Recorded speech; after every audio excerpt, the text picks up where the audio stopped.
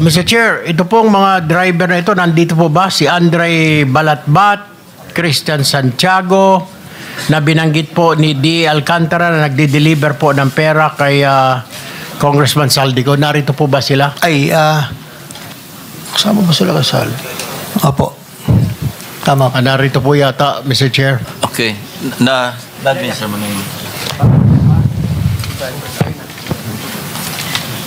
Yan, administer lang yung oath.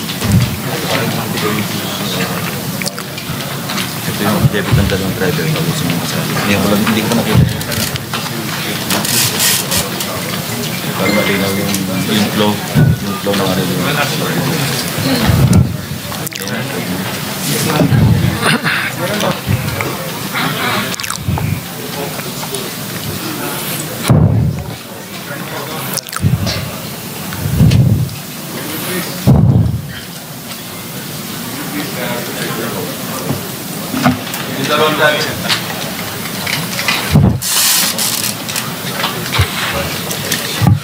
Yung kanang kamay po. Do you swear or affirm to tell the truth, the whole truth, and nothing but the truth in this proceeding? Yes, Your Honor. Salamat. Take your seats. Okay, maraming salamat po, Mr. Chair. Kay Ginoong Balatbat, sino po si Ginoong Balatbat? Kayo po yon? Totoo po ba na kayo po ay nagde-deliver po ng pera doon po sa bahay ni or sa condo ni Congressman Saldico? Will you attest to that po na totoo po yung sinasabi ng boss ninyo? Your Honor, bali ako po, isang beses lang po ako nakapag-deliver doon. Gaano karami po yon? Kung inyo po natatandaan, ilang maleta, ilang sako yung deliver po ninyong pera? Your Honor, sa pagkakatanda ko po, mga nasa 6 to 8 na maleta po. 6 to 8 na maleta? Alam niyo po ba kung magkano halaga noon? Di ba kayo sinabihan kung magkano? Wala po kaming idea. Saan po dinala? Pero alam po ninyo na pera po ang laman ng maleta po na yon. Hindi po kinonfirm na pera, so wala po kaming idea. Okay. Saan niyo po dineliver yung mga maleta na yon? Nung nasama po ako doon, Your Honor, sa Valle Verde po.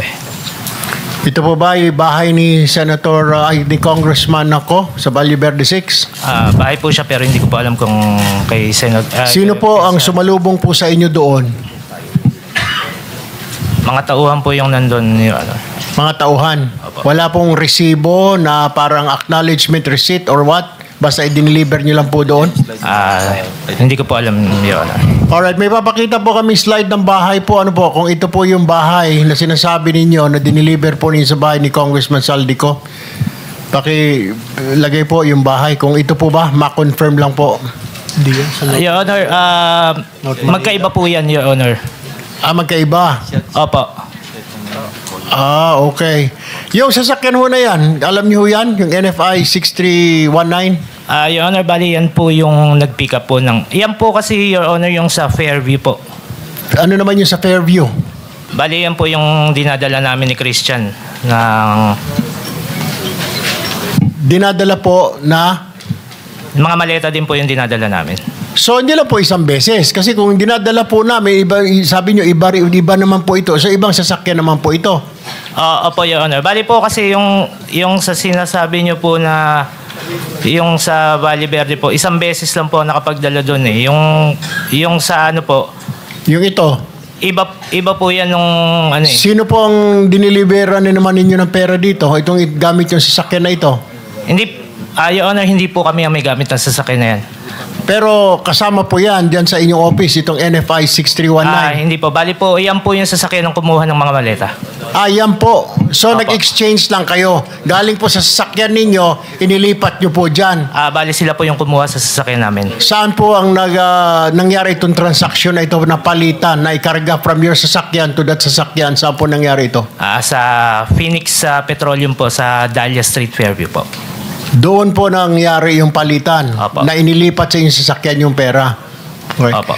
Alright. Babalikin kita mamaya. Mr. Christian, ikaw naman po, ilang beses o kayo nakapag-deliver ng pera po sa sinasabi ni D. Alcantara? At kani-kanino po ang inyong pinag-deliveran? Doon po sa Dahlia po, 7 beses po. Dahlia? Opo. Ano po yung Dahlia? Yung ito pong binanggit ni... Sa Fairview. Fairview po. Okay, ilang maleta naman po yung diniliver nyo ho doon? Per deliver po, nasa 8 to 10 na maleta po. 8 to 10 na maleta. Nagtina-transfer din po ninyo? Hindi. Opo. Kasama ko po si Mr. Andre. Kasama si Engineer Alcantara? Si Andre po. Si Andre. Ako po yung driver niya. Para kanino daw po yun?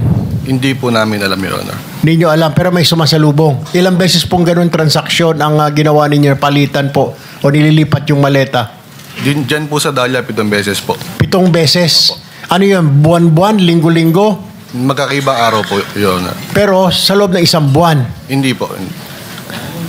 Mga ilan? Pagitan? Ilang buwan? Ilang araw? Sa November po, 5 beses po. Tapos meron pong January tsaka March po. November, January, at saka March. D. Alcantara, will you confirm? November, January, at saka March? Posible po, Your Honor. Hindi ko lang po talaga ma-recall. Saan galing po itong pera? Advance po ba ito ng mga kontraktor? Kasi, Your Honor, pinag-uusapan pala yung budget ng November, may budget na po kaagad si Congressman ko. advance po, Your Honor. Actually, yan po. Advance payment. Yung sa sinasabi niya pong 6-7 maleta, approximately mga magkano pong pera ang laman nun? 6 na hanggang 8 maleta. Normally po, ang isang maleta, nagre-range po from 30 to 40 million. Pagkakatanda ko po. Kasi nilalagyan po namin ng numero yon para po for total. Normally po, mga 30 to 40. Pinakamababa na po yung, pag maliit po yung maleta, mga nasa 25. Meron pong, hindi ko po matandaan kung meron po kaming isang maletang malaking-malaki na kaya po yung 50. Pero bihira po yung 50. 30 to 40 po normally ang isang maleta po. Ang, for the information po, iyan pong pictures na yan, hindi rin po namin talaga alam kung saan po sila magpapalitan. Pero ang pagkakatanda ko po, yan po yung mga, hindi po kay Kong Saldi yung delivery na yan. Dahil ang kay Kong Saldi po ay puro sa Valle Verde at sa BGC. Sino po yan? Ang delivery na po yan po yung di-deliver po kay Yusek Bernardo. Thank you po. Bakit sa Fairview po? Hindi po namin alam. Meron lang pong binibigay na number. Tapos inuutos ko po dun sa chief of staff ko, kay Carlo. And si Carlo na po ang nakikipag-usap sa mga driver. At hindi ko po, kahit po ako, si Engineer Bryce, si Engineer JP, hindi po alam kung saan po talaga ang location po. Basta yung number lang po, kukontakin lang po ni Engineer Carlo na ibinigay po sa akin, binigay ko po sa kanya. Then siya na po yung magpe-prepare and then iutos na po sa, di ba si Carlo ang nag-ano sa inyo? Dalawa. Sino po si Engineer si Carlo po? Siya po yung chief of staff ko na kumukuha po sa proponent po. So, nandyan po ba si Mr. Carlo? Naimbitahan po ba, Mr. Chair? Andyan daw. Alam po, Pwede po ba matanong natin? Kasi parang, so si Carlo ang tinatawagan po ng proponent. Hindi po. Nagte-text sa proponent. Ako po ang nag-uutos po. Ako po ang kausap po. Upon the instruction of the proponent. Huwag na natin sabihin proponent, nalilito ang tao, politiko. Yes, Sir Honor. Congressman o senador. Ganun po ba yun? Yusek Bernardo and Saldi ko lang po ang kausap. Si Yusek Bernardo. Kasi may nasabi po silang Congressman Saldi, ito po si Balatbat kanina. Opo. Nung nagdi-deliver na po sa Valle Verde, sabi ko nga po sa statement ko, Sir, Your Honor, mayroon pong times na dalawang beses po sa BGC sa parking. Tapos po, and the rest po is sa Valle Verde po, na bahay po dun sa, hindi ko na po kung talagang kanya. Sinasabi po ni Ginoong Christian ay 7 beses daw po. Panay kay Bernardo lang po ba yon yung delivery na yon? Or may mga congressman po doon at senador? Ay, ako po, Your Honor. Opo, yung sinabi po ni Christian kanina, 7 times po siya nag-deliver. Kay Congressman Saldi po, nakakasama po yung ilang driver po doon. Minsan po kasama po ko, minsan sila na lang po dahil alam na po nila. Doon po sa kay Yusek Bernardo, tingin ko po, ito po yung lugar na yan. Kasi po, putol-putol po yun eh. Hindi naman po biglaan po, Your Honor. Okay.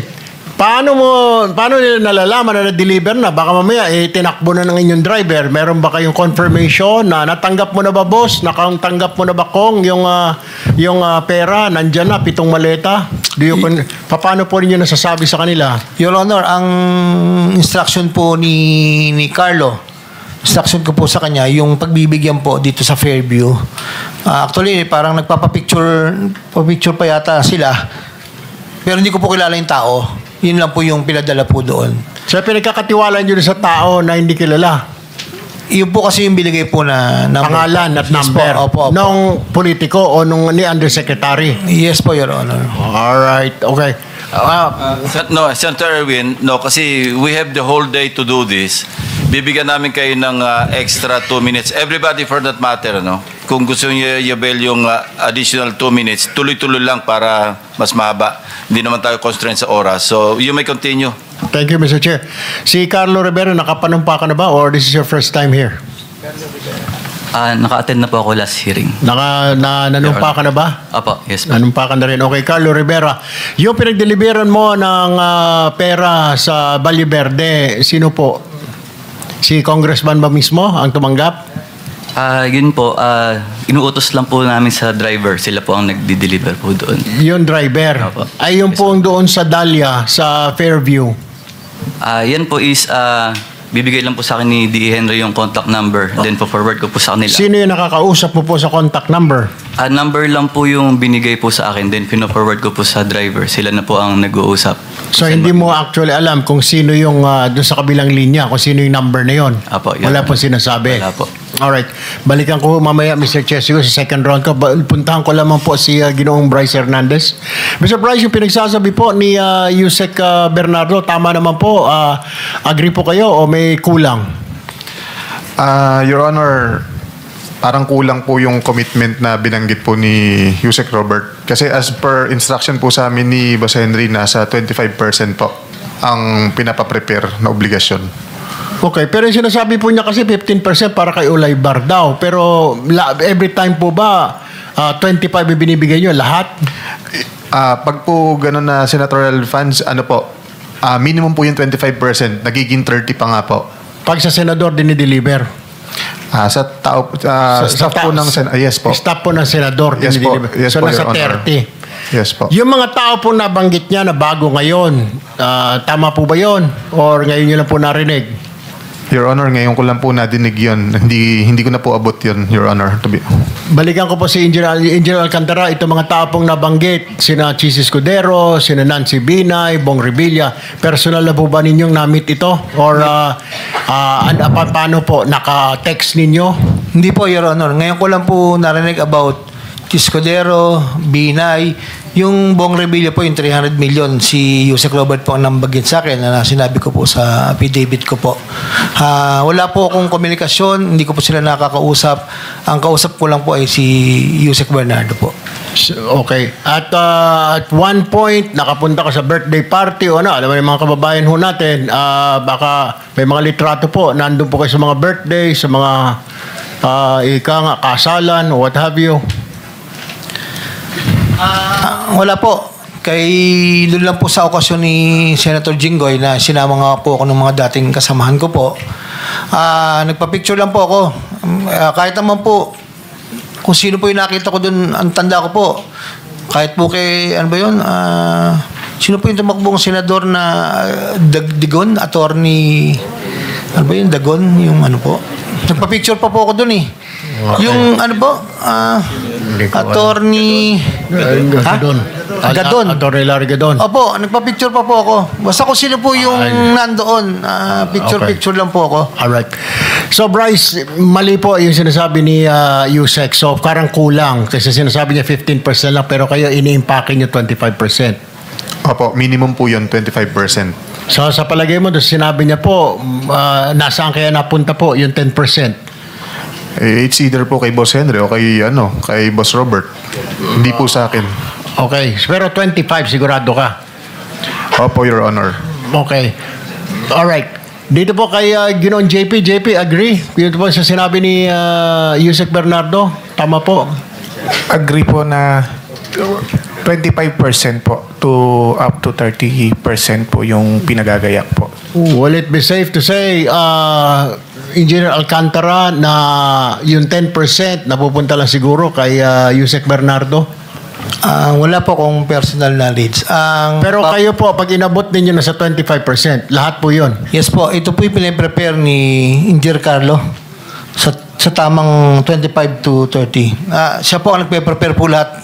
Kami po sa box. May ano po yun? Yun po talaga yung percentage po, 25 to 30 po. Okay, kaklarify ko lang, Yusek, pag congressman, senador, 30% po ba ang binibigay ninyong komisyon o yung pinapadala ninyo? Your Honor, kay Congressman Saldi po is 25 nga po. Kaya sa senador po, wala po akong knowledge. Basta si Yusek Bernardo po ang nagsasabi sa akin na ganun po.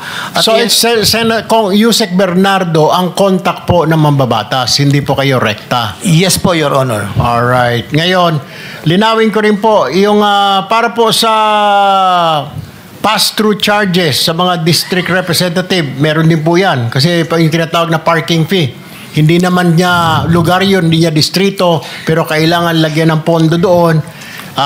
Magkano percent po ito? 5% po, Your Honor.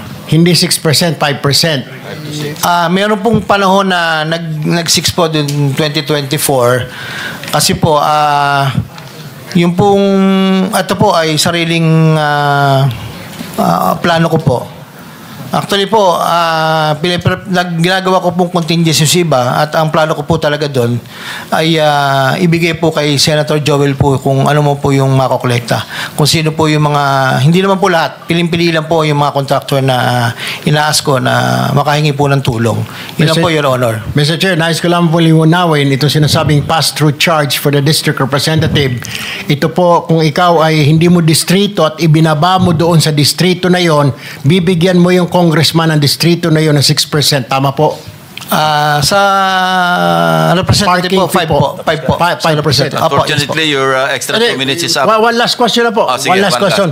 Total po nito dahil may District Engineering Office 8.5%, COA 1%, Contractor 5%, Losing Bidder 3%, Actual Project Implementation 30%, 83.5% po. Tama po. Ang binabawas po sa pagbinaba ang pondo.